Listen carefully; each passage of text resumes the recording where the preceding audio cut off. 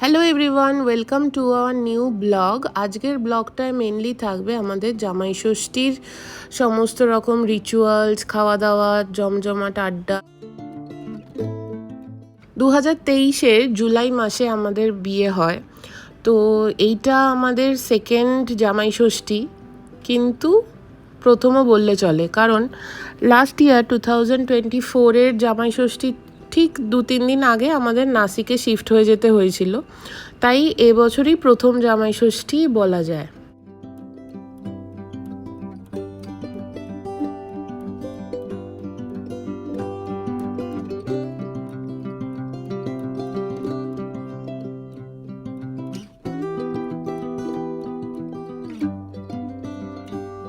জামাই ষষ্ঠীর এটা গিফট, অবশ্যই পড়ো।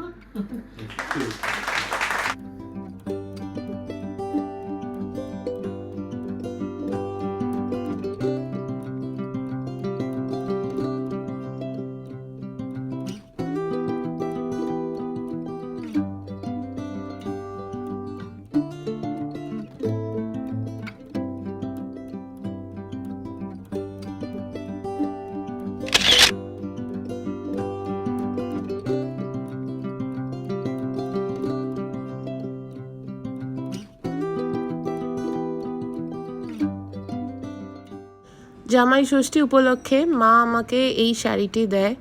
মা বাবা কিছুদিন আগে বেনারস গেছিল ঘুরতে, সেখান থেকে এই বেনারসি শাড়িটা আমার জন্য নিয়ে আসে, আর এইটা সৌরভকে দেয়, এই শার্টটা।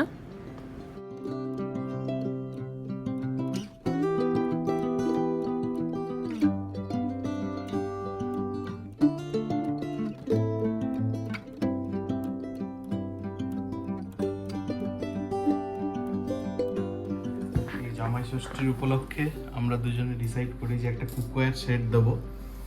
এটা অ্যামাজন থেকে অর্ডার করেছি। 11 এবার এটা আনবক্স করেই দেওয়া হবে।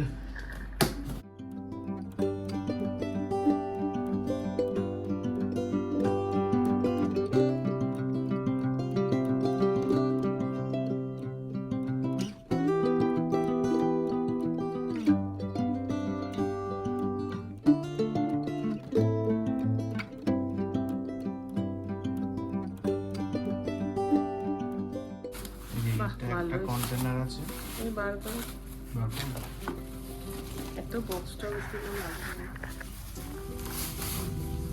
খুব সুন্দর যেটা ঢাকনা এসছে একটা। ঢাকনা আছে।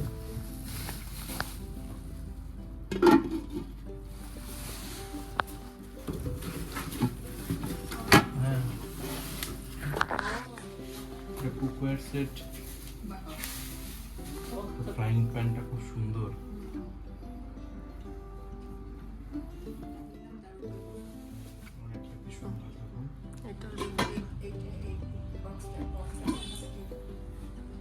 এটা দিয়ে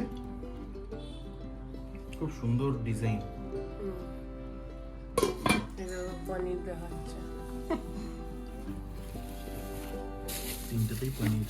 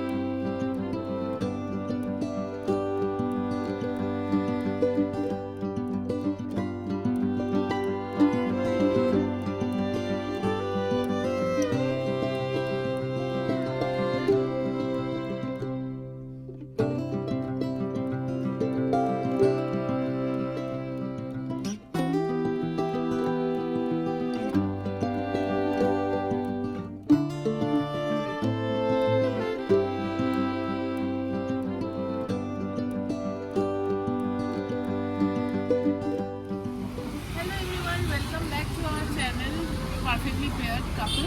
আজকে জামাই ষষ্ঠীর ব্লগ নিয়ে আমরা চলে এসেছি আপনাদের কাছে। আজকে আমরা এসে গেছি সপ্তপদী রেস্টুরেন্টে। এটা বেহালার ব্রাঞ্চটা। তো আপনারা দেখতে থাকুন, এখানকার প্রত্যেকটা মেনু খাবার দাবার কেমন আমরা শেয়ার করব আপনাদের সাথে। চলুন। এখানে আমার মা বসে আছে, মা দাদা বসে আছে।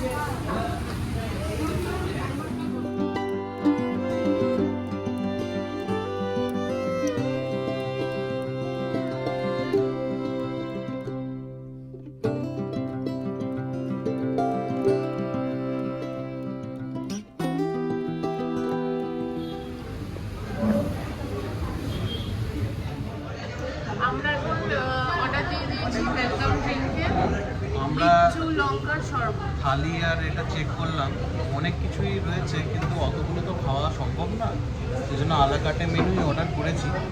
প্রথমে আমরা অর্ডার করেছি এই যে লিচু ড্রিঙ্ক, লিচু লঙ্কার শরবত। ফার্স্ট টাইম এটা আমরা খাচ্ছি, খেয়ে দেখি কেমন। দারুণ খেতে, রিফ্রেশিং খুব, অন্যরকম। আপনারাও আসলে ট্রাই করবেন। দেখতে থাকুন, বাকি দেখতে স্টার্টার থাকুন, যা সবগুলো আসছে দেখাবো দেখাবো। আস্তে আস্তে।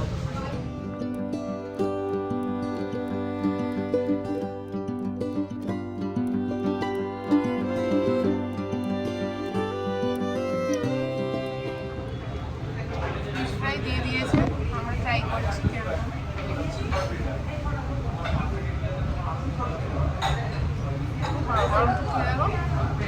ভালো খেতে, ভালো খেতে, ভালো সাইজটা ভালো। মাছের সাইজটা ভালো নিয়েছে।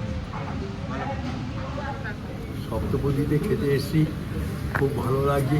বিশেষ করে উত্তম সুচিত্রা ফটোটা সামনে আছে, এত ভালো লাগছে, মনে হচ্ছে যেন সেই সপ্তপদী এসে চলে গেছি। এই শুধু গানের দিন, এত ভালো লাগছে। ফিশ ফ্রাইটাও খাচ্ছি, খুব ভালো কেমন লাগছে, লাগছে ফিশ ফ্রাইটা? খুব ভালো লাগছে, খেয়ে দেখো একটু। খুব ভালো লাগছে।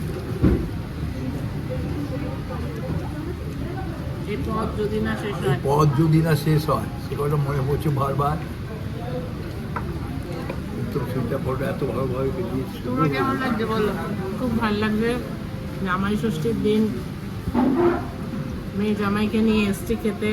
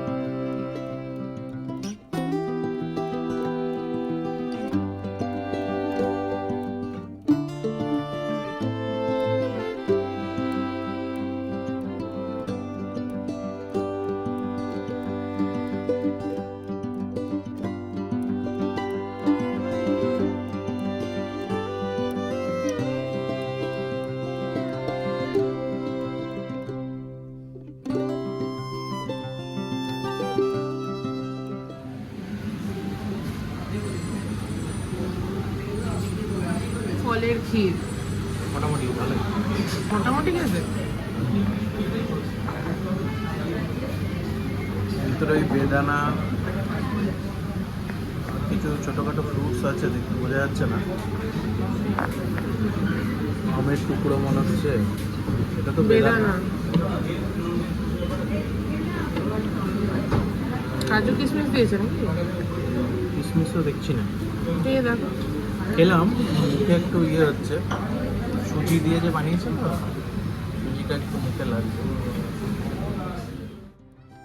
এখন বাজে ঘড়িতে দুপুর 2টো। আমরা এসে গেছি রেস্টুরেন্ট থেকে।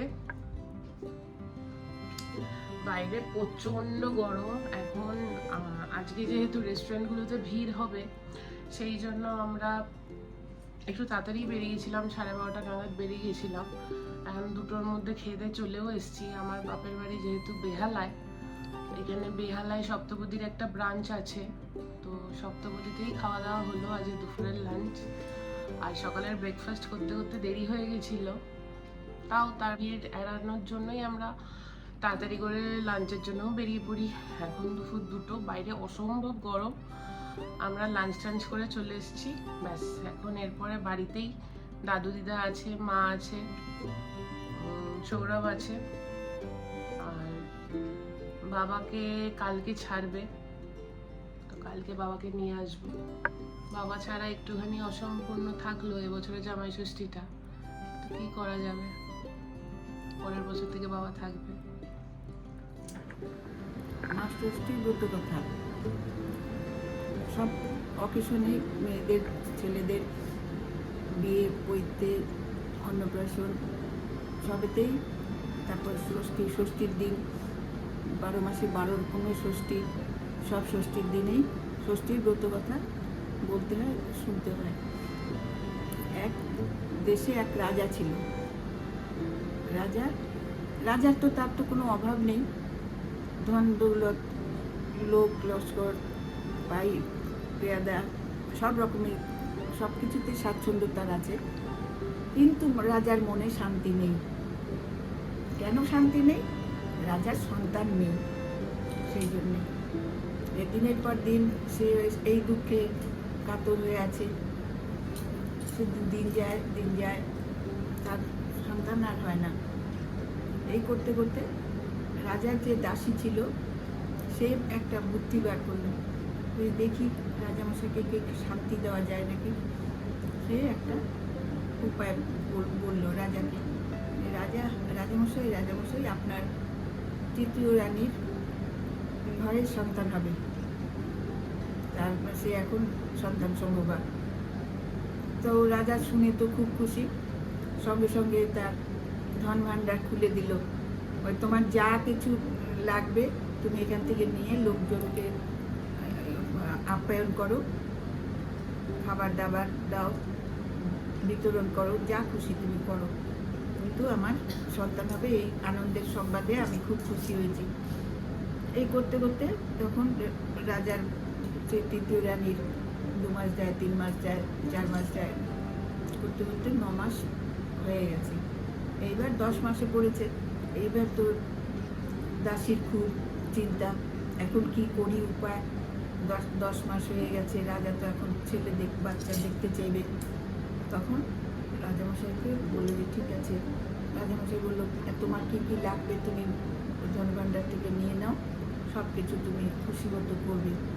তো ওরা করলো ওরকম করে 10 মাসে দেখালো, 10 মাস 10 দিন হলো রাজার ঘরে ছেলে হয়েছে। এদিকে তো হয়নি, তখন কি করবে? রাজার ঘরে ছেলে হয়েছে, তখন রাজা একবারে আনন্দে আত্মহারা, সব ধন দৌলত দান করতে আরম্ভ করলো, লোকজনকে খাওয়ালো, অনেক কিছু উপসর্গ উপাদান যা কিছু আছে সব কিছু করতে দিল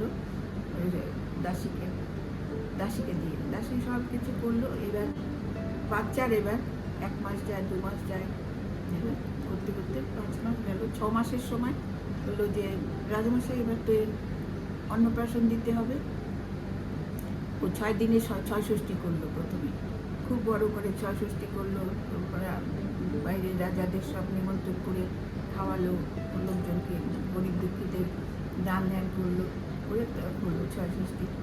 এইবার 6 মাসের সময় বললো যে এখন তো অন্নপ্রাশন দিতে হবে, তার আগে আমার একটা ষষ্ঠী পুজো করতে হবে। তো রাজামশাই তো ধনভাণ্ডার খুলে দিল, বলে হ্যাঁ তোমার যা লাগে তুমি এখান থেকে নাও, মা ষষ্ঠীর পুজোর জন্য কোনো রকম কাপড় না হয়। সেই দাসী তো একেবারে খুব মনে আনন্দে সব কিছু করতে আরম্ভ করলো, করে টুরে এবার যেদিনকে অন্নপ্রাশন দেবে সেই দিনকে বললো যে ব্যান্ড ফ্যান্ড নিয়ে লোকজন নেচে নাচ গান করে করে সেই ষষ্ঠী তলায় নিয়ে যাচ্ছে ছেলেকে সেই খুব পালকি করে নিয়ে যাচ্ছে। আর ওই দাসী খুব সাবধানে দৃষ্টি দিয়ে রেখেছে যে এইটা যেন ঠিকমতো যেন আমার এই বাচ্চার যেন অন্নপ্রাশন দিতে পারি, একটা বাচ্চা যেন আমি এনে রাজামশাইকে দেখাতে পারি। এটা তো আমার পুতুল খেলা চলছে। সেই ষষ্ঠীতলার একটু আগে তখন বেয়ারারা একটু ক্লান্ত হয়ে পড়েছে, তারা সব ওইখানে পালকিটা নামিয়ে একটু আশেপাশে সব বসেছে ছড়িয়ে ছিটিয়ে। এর মধ্যে ওই ইয়েও আছে, দাসীও আছে, সেও আছে, এদিক ওদিক বসে আছে সবাই। আর এর ভেতরে, পালকির ভেতরে বাচ্চা নিয়ে যাচ্ছে। এবার করেছে কি, সেই বাচ্চাটা মানে কি একটা ক্ষীরের পুতুল বানিয়েছে। একটা 6 মাসের ছেলে যেরকম হয় ওই রকম অত বড় করে একটা ক্ষীরের পুতুল বানিয়েছে, বানিয়ে তাকে জামা কাপড় পরিয়ে গয়নাগাটি পরিয়ে নিয়ে যাচ্ছে ওই ষষ্ঠীতলায় পুজো দিতে। রাজাকে তো দেখাতে হবে, কিন্তু দাসীর তো খুব ভয় রয়েছে যে আমার তো একটা যে করে হোক উপায় বের করে একটা বাচ্চা এনে তো দেখাতে হবে। তারপরে এসছে, এইবার খানিকটা আগে ওরকম হয়েছে, ওকে ওখানটা নামিয়ে রেখে সবাই একটু ছড়িয়ে ছিটিয়ে বসে আছে। এর মধ্যে হঠাৎ একটা বিড়াল এসে ওই ভেতরে পালকির মধ্যে ঢুকে গেছে, ঢুকে গিয়ে ওই বাচ্চাটার মাথা কামড়ে ক্ষীরের মাথা তো কামড়ে ধরেছে। আর দাসী তো চিৎকার করছে, লাঠি নিয়ে তাড়া করছে, লাঠি নিয়ে বিড়ালটাকে মারতে নিয়ে যাচ্ছে। নিতে বিড়ালটা তো দৌড়ে গিয়ে সেই মা ষষ্ঠীর তলায় সেই গিয়ে ও গিয়ে মায়ের পেছনে লুকিয়েছে বিড়ালটা। তখন ও সেই মারতে নিয়ে গেছে ওইখানে। তখন মা ষষ্ঠী স্বয়ং আবির্ভূত হয়ে বলছে যে কি হয়েছে, আমার বাহনকে তুই মারছিস কেন, তুই এরকম করে আমার বাহনকে মারবি না কেন, কি করেছিস? তখন ওই দাসীটা আবার সব বর্ণনা করলো যে এই ব্যাপার, তোমার বাহন এই আমার বাচ্চার মাথা কামড়ে খেয়ে নিয়েছে, এখন আমি কি করে রাজাকে মুখ দেখাবো? তাহলে এই ব্যাপার, এর জন্য তুই আমার বাহনকে মারছিস, একদম ওর গায়ে হাত দিবি না। যা, আমার ওই ঘরের সব বাচ্চা আছে, অনেক বাচ্চা আছে, তোর যেটা পছন্দ তুই সেটা নিয়ে যা, আর আমার বাচ্চার যেন গায়ে কোনোদিন হাত দিবি না, বিড়ালকে মারবি না।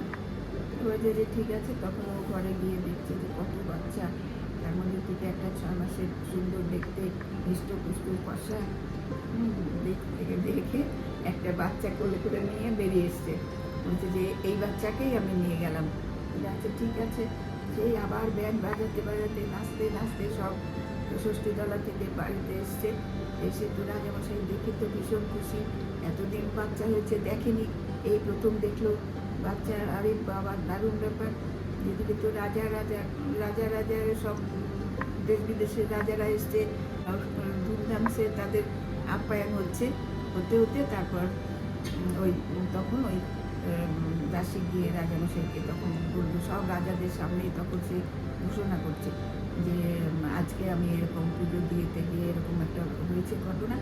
তারপর থেকে আমাকে মা ষষ্ঠীর নির্দেশ যে যখনই যার বাচ্চা হবে জন্মাবে 6 দিনে 6 ষষ্ঠী করবি, আর তারপরে 6 মাসে অন্নপ্রাশন দিবি, তখন ষষ্ঠী পূজা দিয়ে তারপরে অন্নপ্রাশন হবে।